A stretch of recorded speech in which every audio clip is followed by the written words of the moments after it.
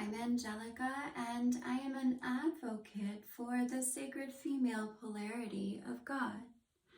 Today I'd like to talk about why it's so important to acknowledge that a mother is not a disciplinarian. And a lot of the time people misrepresent this teaching to mean that women and mothers do not have a natural authority. And that is not what I am saying. What I'd like to talk about is the effects and the mechanisms of the damage that is done when women take on the disciplinarian role. Now, we have no problem acknowledging the mother-baby dyad when the baby is inside the womb.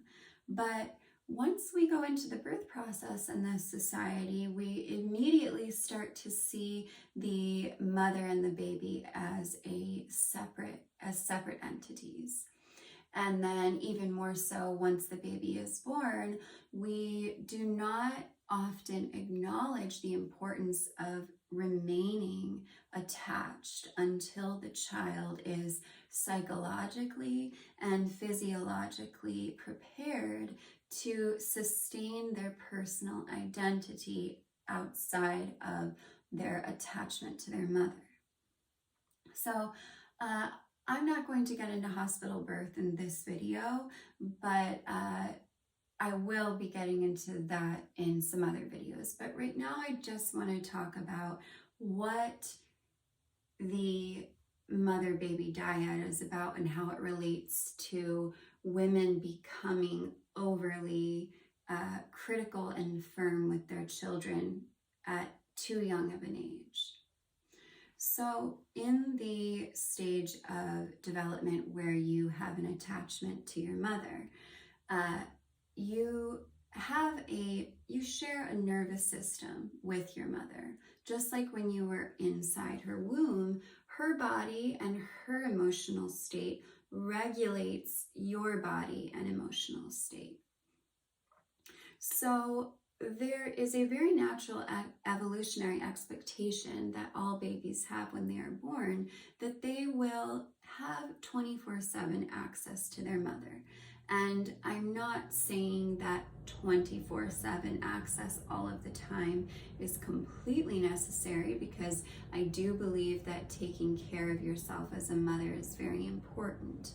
However, when we expect mothers and we expect babies to be apart for several hours a day, we really discount the damage that is being done here to the child's physiological and psychospiritual identity, as well as the mother's. So when a mother is forced to discipline a child, and again, I'm just talking about 90% of the time, I'm not talking about 100% of the time. Yesterday, my baby wanted to put my razor in his mouth, and of course, I yelled at him from across the room, no, which is one of the only words he really knows at this point in his life is no, because curiosity often gets the better of young babies and endangers them. However, if I were to create a power struggle with my baby from the moment they were born and expect them to sleep in a different room than me and to not expect to have constant access to my breasts, I would be creating a vendetta and a power struggle against the child that we don't really understand this consciously, but it's as if the child's own energy field and nervous system and aura is attacking itself. And when we see the rise of autoimmune conditions in our society, we're seeing a direct result of this lack of traditional gender roles, where we expect mothers to work and we expect children to get over it way before they are physiologically and psychospiritually developed to even consider what it means to get over something. So because this time in our life is a time where we are not cognitively developed, we do not process language the same way, and we cannot form conscious opinions about things at this time. We are being neurologically programmed for the rest of our lives in the first 3 years especially, and then even the first 6 years. So we tend to have an inverted expectation in our society here, where we expect too much independence in the years below 6, and then we expect too much dependence in the years above 6. And the time below, especially from 0 to 3, where the child is truly one with the mother-baby dyad, and they require one parent, which is the mother, to be unconditionally allowing and unconditionally accepting, because the mother's will is inseparable from the child's will at this age.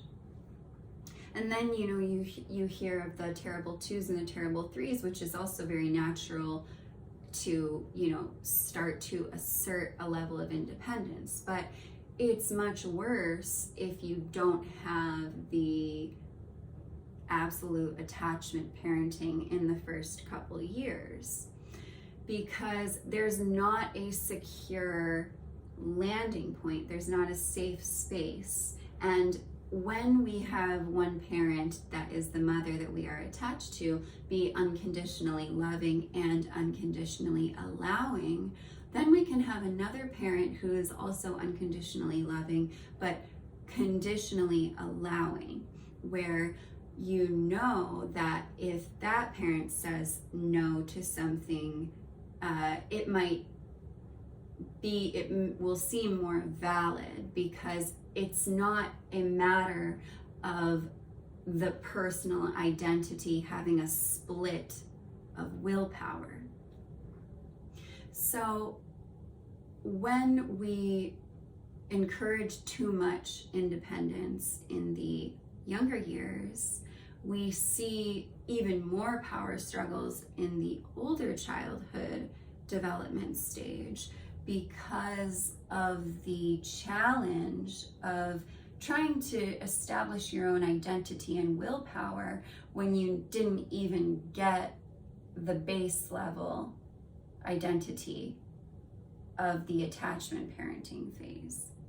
And what we see at this time especially is, because the child's will to stay fused with the mother was not acknowledged at the appropriate time, the child's will to assert themselves into a differentiated identity becomes very distorted and often defiant in ways that is unnecessary. And then we also have this idea that children need to be socialized into their fully actualized being, instead of protecting and preserving their personal essence that is trying to emerge. And when we do this, instead of instilling discipline, we demolish personal willpower and actual authentic discipline. And then we send them into the adolescent years, and then we see adolescence as like time bombs.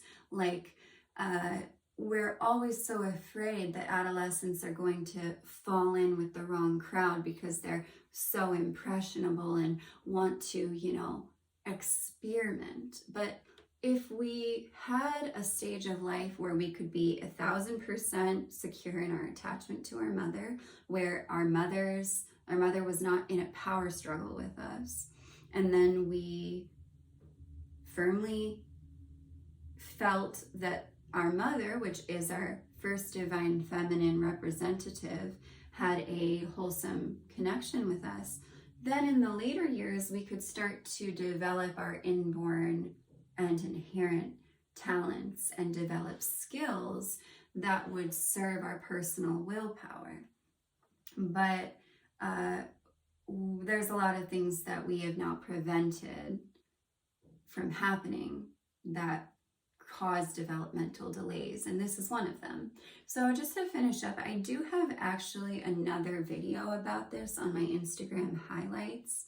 The handle is Nymph Prayer, and it was a question that I received from a woman whose child, 5-year-old daughter, had become very defiant, and it seemed to be directly related to both parents trying to play the disciplinarian role and then treating the child as if there was something wrong with them for not respecting the authority of the disciplinarian.